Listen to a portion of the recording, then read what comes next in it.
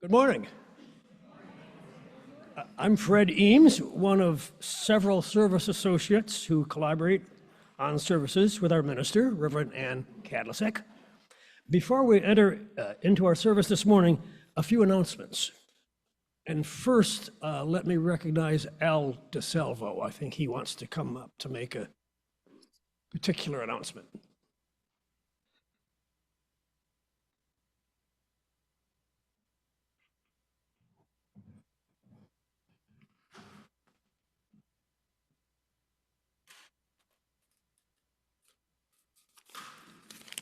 Good morning.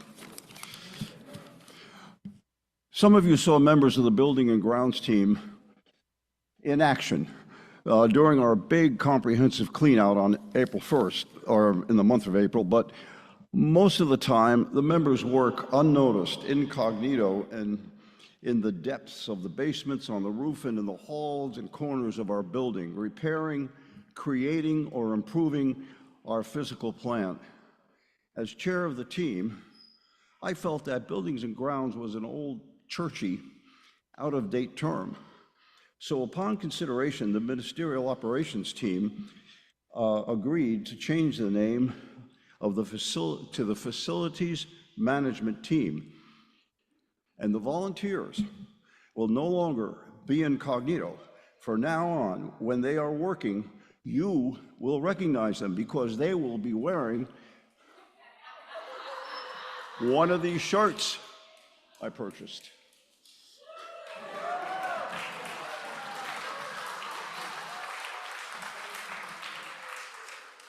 So, those of you on the team, see me after the service. I have a whole bunch for you. Thank you, Al. Please now let us settle ourselves for this morning's service.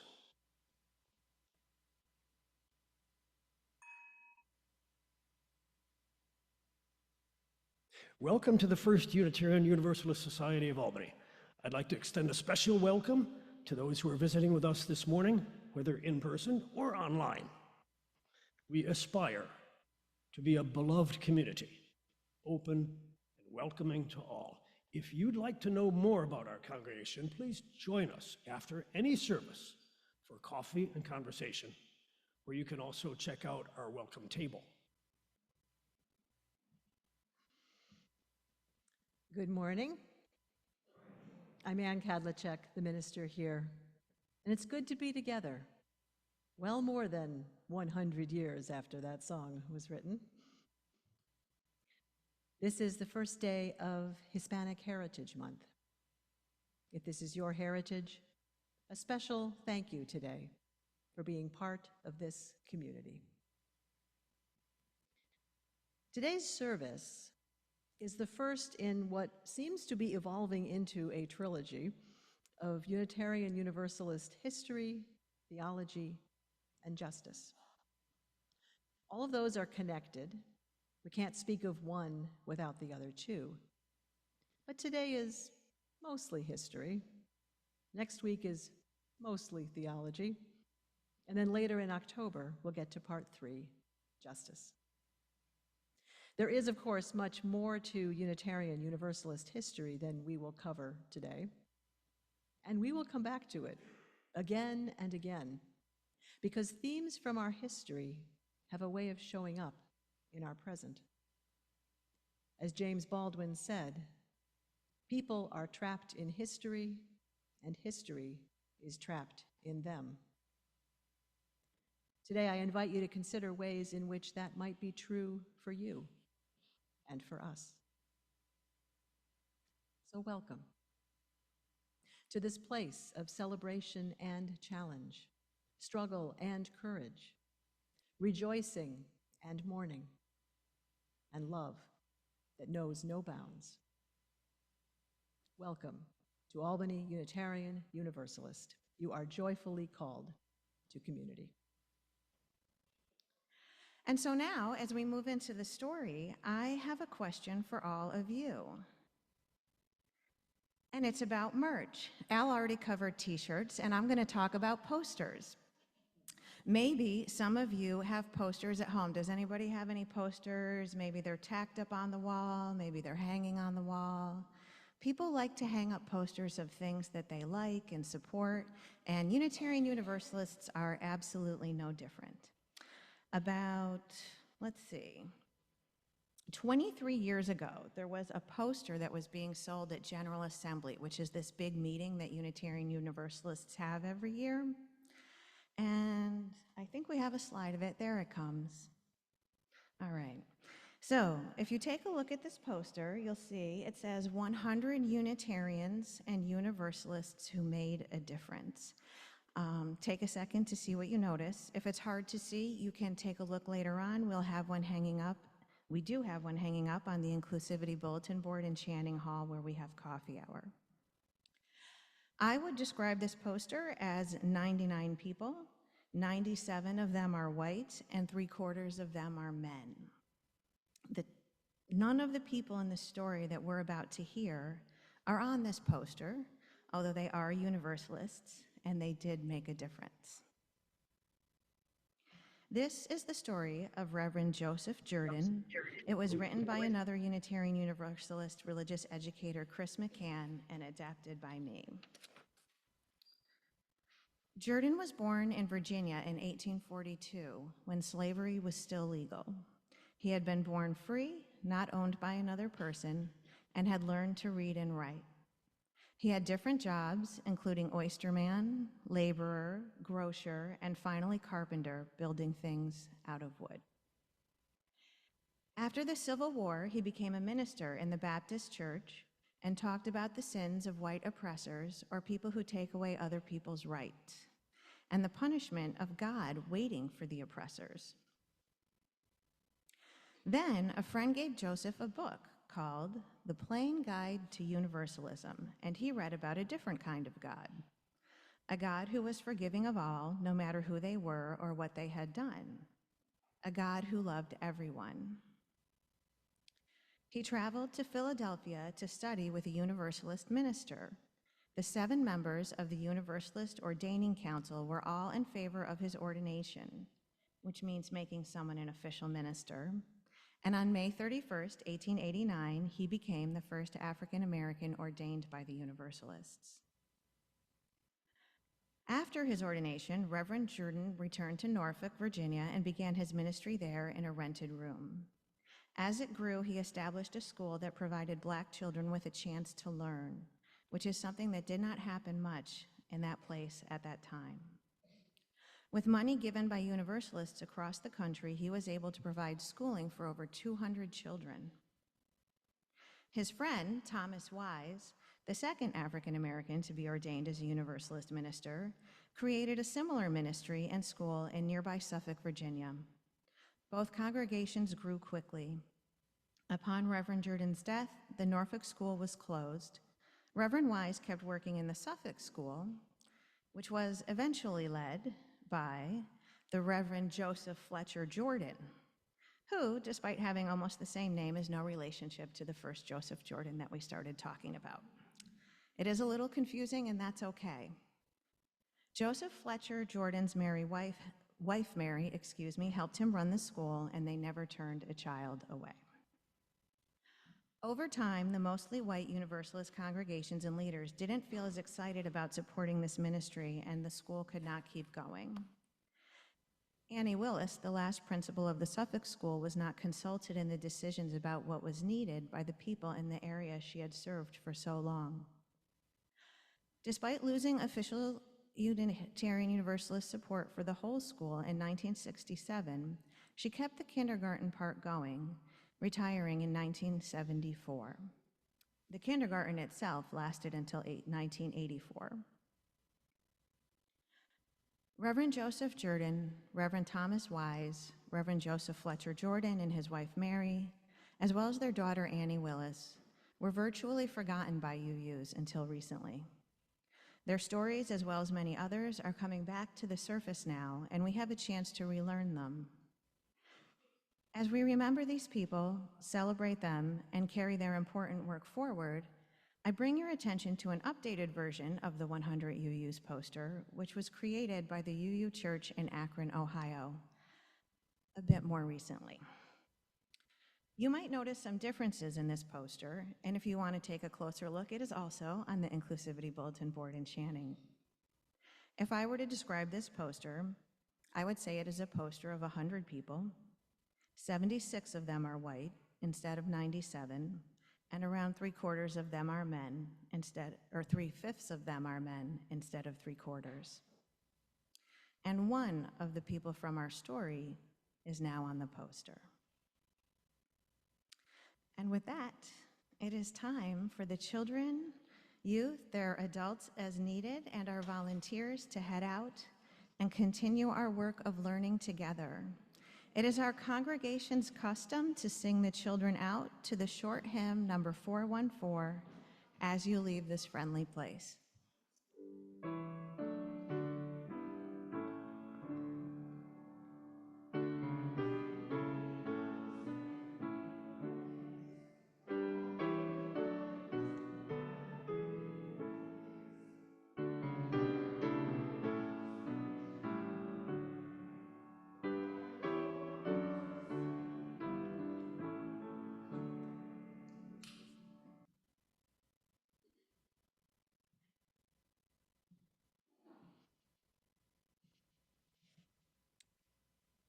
Francis David was a Transylvanian preacher in the 1500s.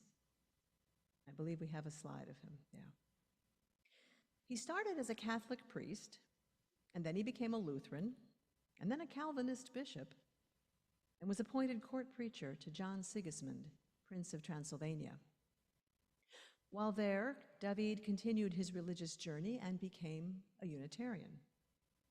He was so persuasive that he convinced Sigismund to become the first and only Unitarian king, and to allow Catholics, Lutherans, and Calvinists to practice their faith freely.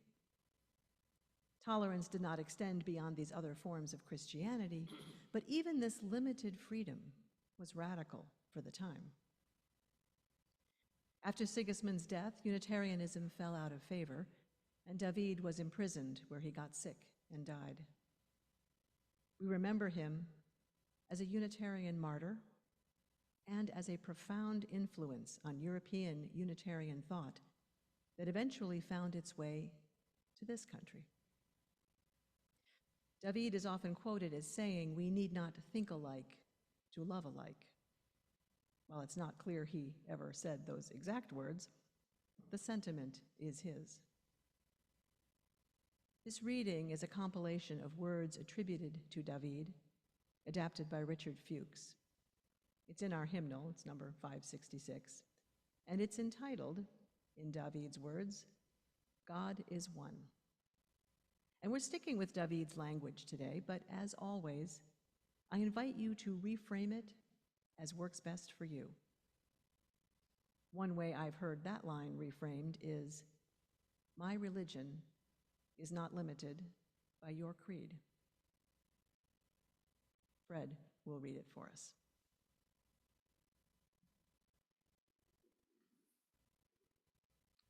God is one. In this world, there has always been many opinions about faith and salvation.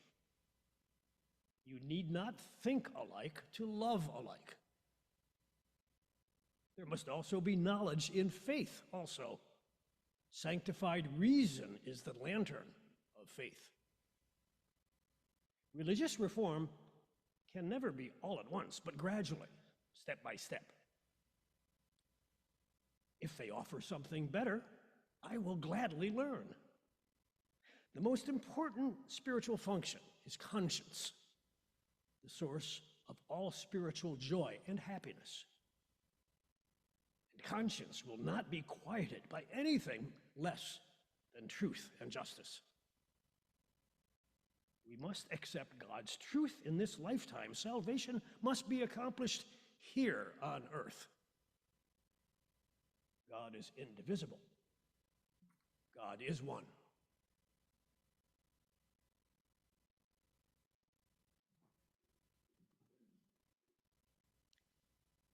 We've started this exploration of Unitarian Universalist history with two stories.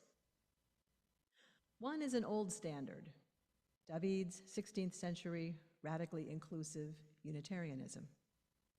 It's one of the first stories most Unitarian Universalists learn about our history. We are justifiably proud of our early Transylvanian commitment to religious freedom. The other is a story we tell far less often. Universalist churches and schools in segregated Black communities after the Civil War that were closed as resources were redirected to white communities. Both of these stories are part of who we are. And both reflect two historical through lines for today. The first is a core theology of inclusion. All are worthy, all have dignity, all are loved, no one is outside the circle of love. This is a powerful theology that has called generation after generation to live and build communities in ways that are ever more inclusive and welcoming and just. This call runs through our history, but not smoothly. The second through line is resistance to that expanding inclusion in the hearts and minds of real people in real congregations. People always absorb societal norms, biases, and phobias, and also carry a human aversion to difference, discomfort, and change when it threatens our sense of belonging. There has always been a gap between what we say and what we do. We're hardly alone in that. Anyone who expects perfect alignment between word and deed in any community or any person will be disappointed. But it is quite a tension for a faith tradition to hold. A theological call to ever greater inclusion experienced by human beings who resist it.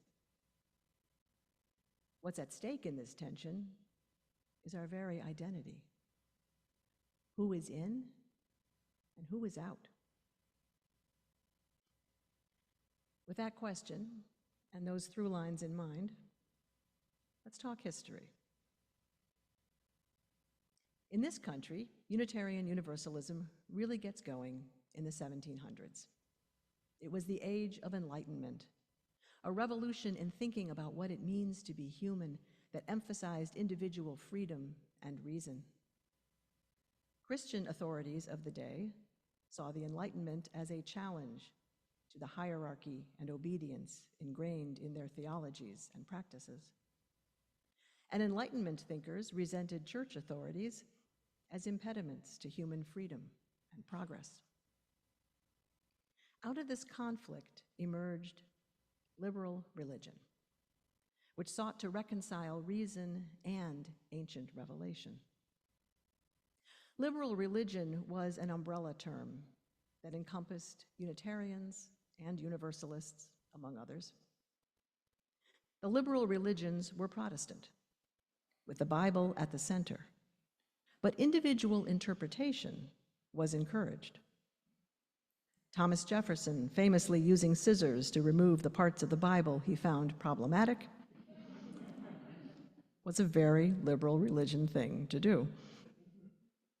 This whole movement pushed the boundaries of who could call themselves Christian in ways that were uncomfortable for many.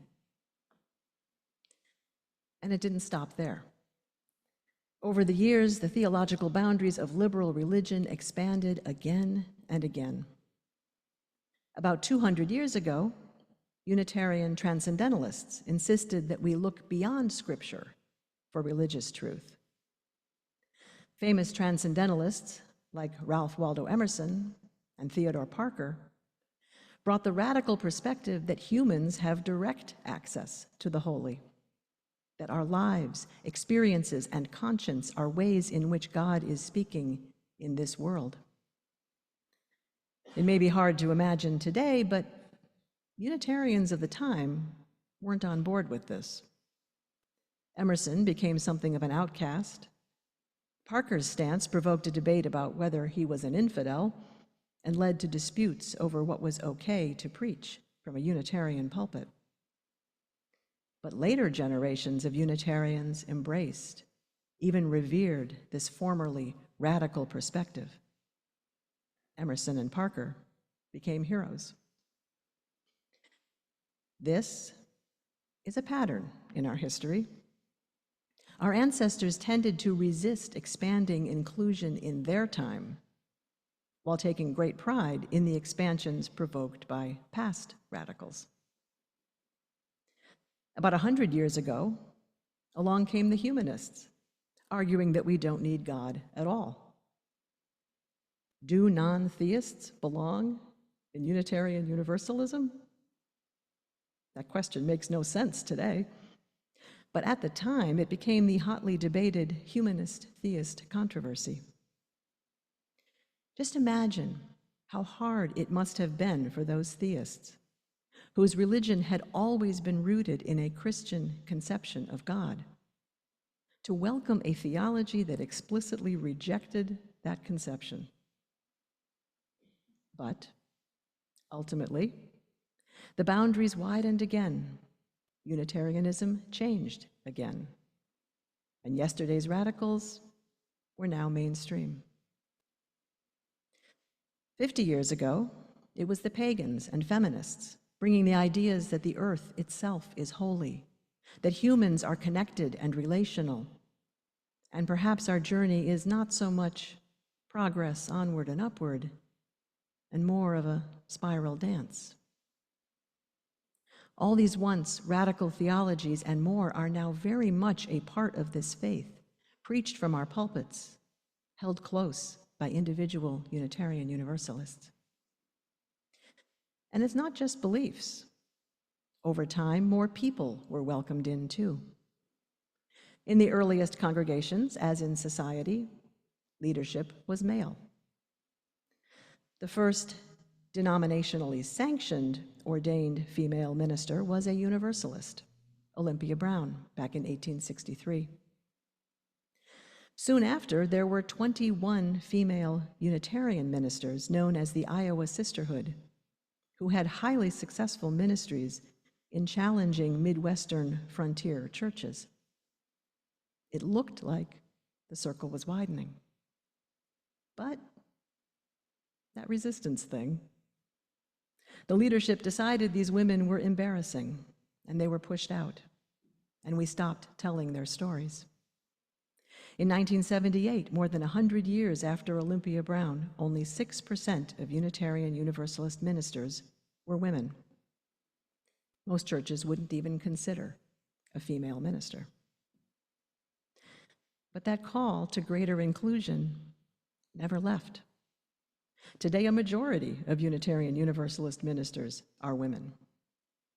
What was once radical and embarrassing is now normal. And, as always, our church has changed. The next circle widening moved us beyond heterosexuality and the gender binary. Before the 80s, there were no openly gay Unitarian Universalist ministers. The very few who tried it lost their jobs. But that changed. And soon after, the denomination committed publicly to marriage equality. Most of our congregations have now embraced the Welcoming Congregation program to more fully include all genders and sexual orientations. The circle widens, and our congregations change. And we've still got sexism. Some congregations still refuse to call ministers based on sexuality or gender identity or expression. Trans and genderqueer Unitarian Universalists still experience discrimination, erasure, even hostility. Microaggressions have not gone away. We're still in the midst of that tension between our theology of inclusion and the human resistance to what it asks of us. And we're in that tension as we strive to more fully include people with other historically marginalized identities. People with disabilities, or mental health issues, neurodivergent people, young people, people with less formal education or experiencing poverty, and people who are not white. Because some truths require specificity, I'm going to focus here on the call to greater inclusion of people who are Black. There have always been Black people in Unitarian and Universalist congregations, persistent, committed people who were nourished and inspired by the message of this faith, even as their welcome was limited. We have some eyewitness examples from the 19th century Unitarian abolitionist Lydia Maria Child. Child was a rare white voice calling out the racism of the North, including within our congregations. One time, when a Black man bought a pew, she says, "I heard a very kind-hearted and zealous Democrat declare his opinion that the fellow ought to be turned out by constables if he dared to occupy the pew he had purchased." She talks of regularly seeing a solitary Black man come up to receive communion after all the white folks had sat back down. Or the time a white man left the church after discovering that Black people had sat in his pew. We have individual abolitionist heroes. And the Unitarian Universalist response to Martin Luther King's call to Selma will always be a point of pride. But in our congregations, Black Unitarians and Universalists were reminded over and over that this circle did not fully include them. Remarkably, they persisted. But they almost always held dual memberships, a quiet Unitarian membership and a more engaged and public membership in a Black church. Theological alignment only gets you so far. This was true for one of my all-time heroes, Frances Ellen Watkins Harper. She was a quiet member of a Unitarian church and a leader in an African Methodist Episcopal church. Harper was a brilliant and courageous 19th century writer and activist in all sorts of justice movements, including abolition and women's rights, where she spoke out about intersectionality long before there was a word for it. She publicly spoke racial truth to white suffragists in ways that would probably take courage today. She was the kind of prophetic, boundary-expanding voice I would like to believe we would welcome with open arms. We didn't. It was our loss. And we have a history of Black ministers starting churches that might have been denominational game changers. Reverend Egbert Ethelred Brown, told that no Unitarian church would accept a Black minister, began the Harlem Community Church.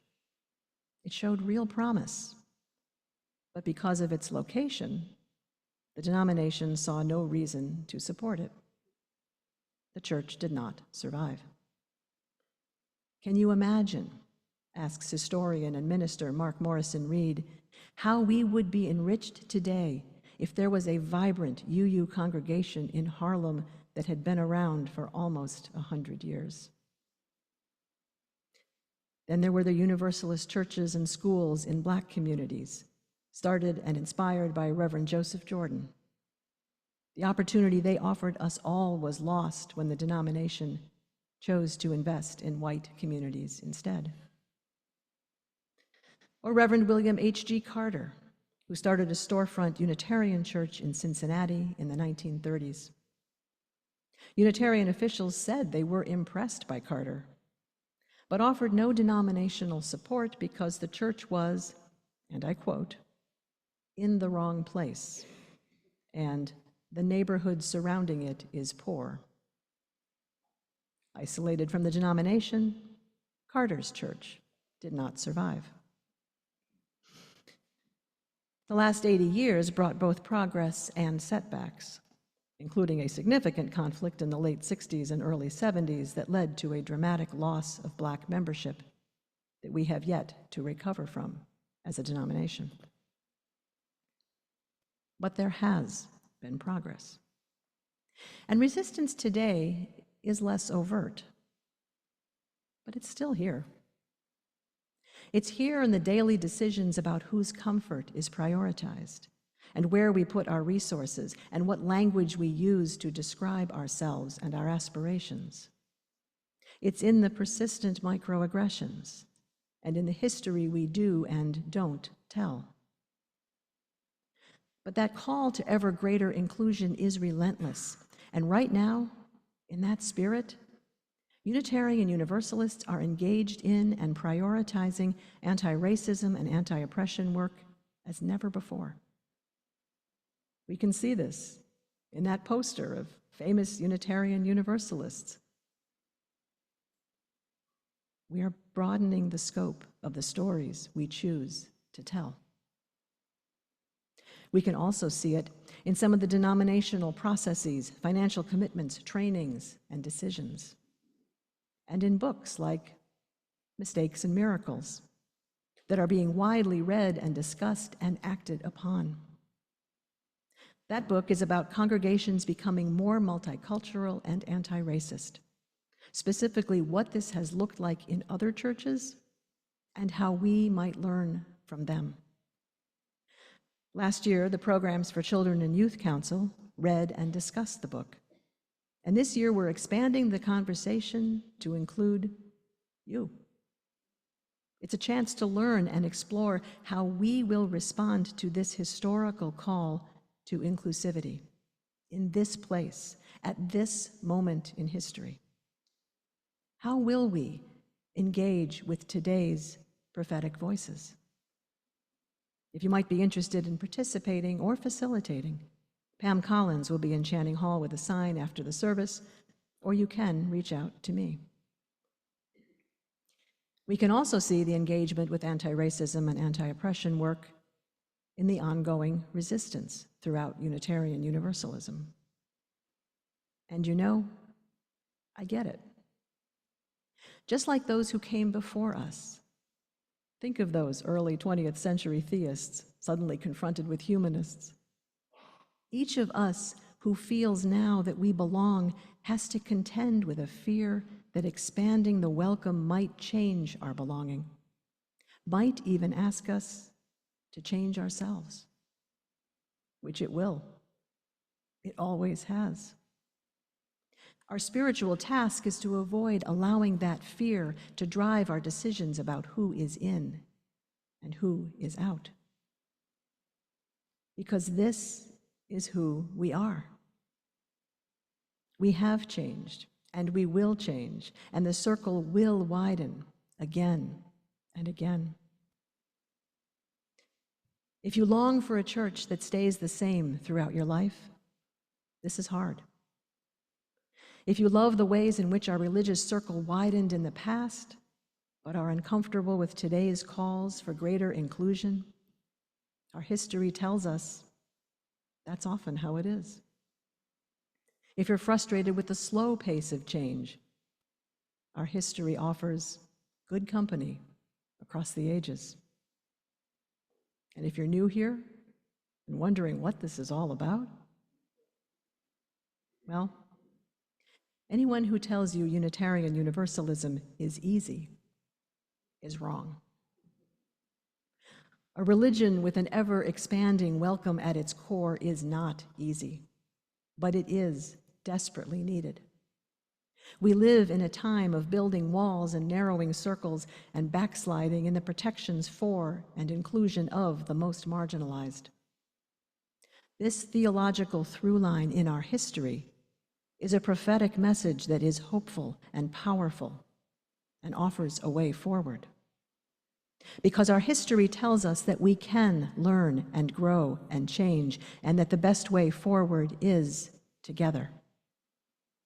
And it tells us that the call to widen the circle of who is fully welcome is deeply ingrained and does not give up.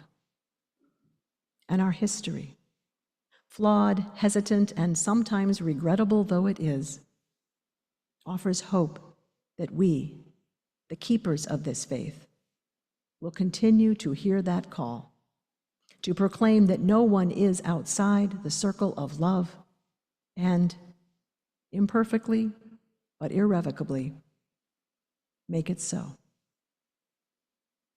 May we make it so. Amen. Now I invite you into a moment of prayer, meditation, or attentive stillness to just be with all that is ongoing within. Let us be silent together.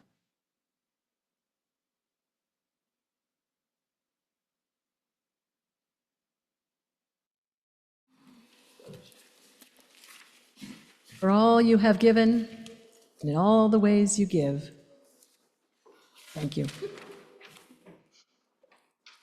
Grounded and guided, with humility and courage born of our history, we are called as Unitarian Universalists to build a beloved community where no one is outside the circle of love.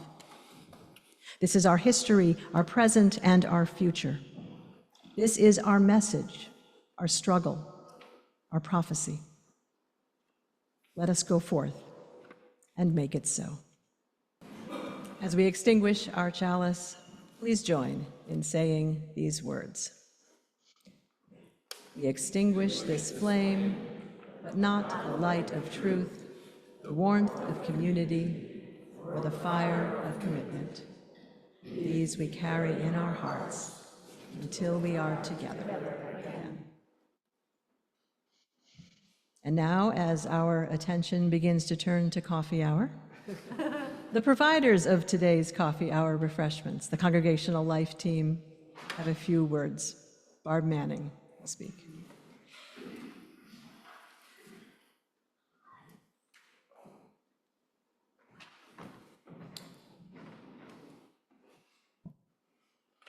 Good morning. Good morning. The Board of Trustees charged that a Congregational Life Team be organized to create a warm and welcoming experience on Sunday morning, to provide an inviting pathway for newcomers to consider joining Albany UU, and to support opportunities for members and friends of Albany UU to develop and enhance connections that are deep, joyful, and enriching. The Congregational Life Team reports to the Ministry and Operations Team. We have set up 4 different working groups to focus on specific things. The Social Events Group is expanding social opportunities, such as the congregational potlucks, circle dinners, and an annual all-church social event like the Blossom Bash that we had last June. The Membership Group is creating a meaningful path to membership, including a new Getting to Know UU program and developing ways for integrating new people into the community. Excuse me. The Welcoming Group is making sure we have a greeter and a welcome table host every Sunday in the lobby to make people feel welcome, orient them to Sunday morning activities, and give them information about Unitarian Universalism.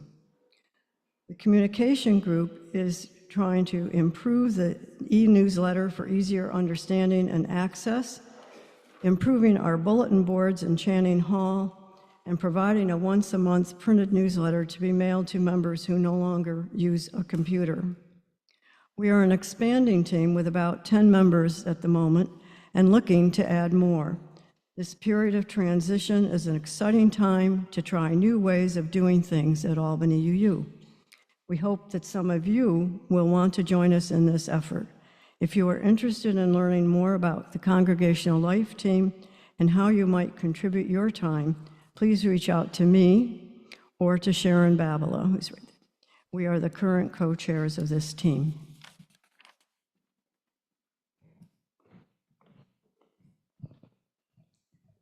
Thank you, Barb.